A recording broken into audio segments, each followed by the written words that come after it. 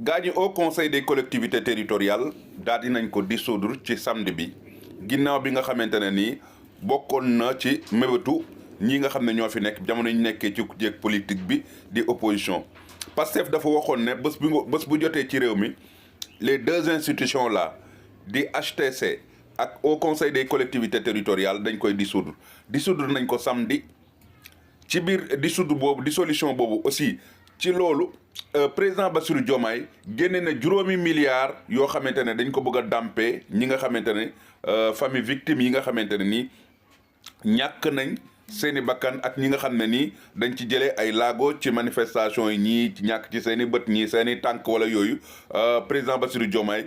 génne na juróomi milliards pour dàmpee ko ñi nga xam ne mooy famille ñi nga xamante ne ñooy victime ci jamonoy manifestation yi nga xamante ne nii amoon na